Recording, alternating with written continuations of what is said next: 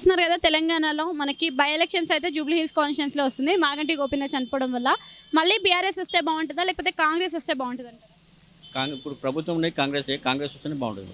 ఎందుకని కాంగ్రెస్ అంటున్నారు? ఏంటంటే కొద్దిగా పరిపాలన అనేది మంచిగా చేస్తుంది. జీరో టికెట్ పెట్టకుండా ఏమంటారు 50 ఇయర్స్ దాటిన వాళ్ళకు లేడీస్ కానీ జెంట్స్ కానీ పెట్టాల్సింది. కానీ చిన్నపిల్లలకు అదే జీరో టికెట్ పెట్టేసిండు ఆడేలోపు అది పెట్టకుండా ఉండాల్సింది బాగుంటుండే.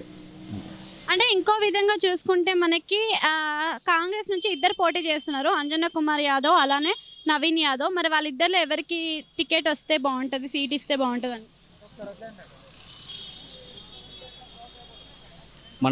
మన ఏరియాకు నవీన్ యాదవ్ ఉన్నాడు. నవీన్ యాదవ్ వస్తే ఉంటే బాగుంటుంది.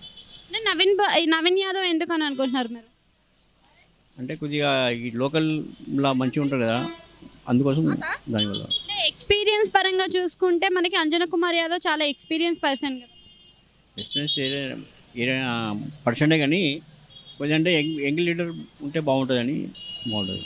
అంటే బీఆర్ఎస్ పరంగా చూసుకుంటే మనకి బీఆర్ఎస్లో కూడా 3 సార్లు గెలవడం కూడా జరిగింది మాగంటి గోపీనాథ్ ఉన్నప్పుడు. మరి బీఆర్ఎస్ వాళ్ళ వైఫ్కి సీట్ ఇస్తే మరి వస్తుందా అంటారా? బీఆర్ఎస్ కంటే మన కాంగ్రెస్ పరిపాలన బాగుంటుంది. బీఆర్ఎస్ 3 సార్లు చూశారు కదా ఇప్పటికి. 3 సార్లు చూసాం, ఈసారి మారవాలని ఉంది అంతే.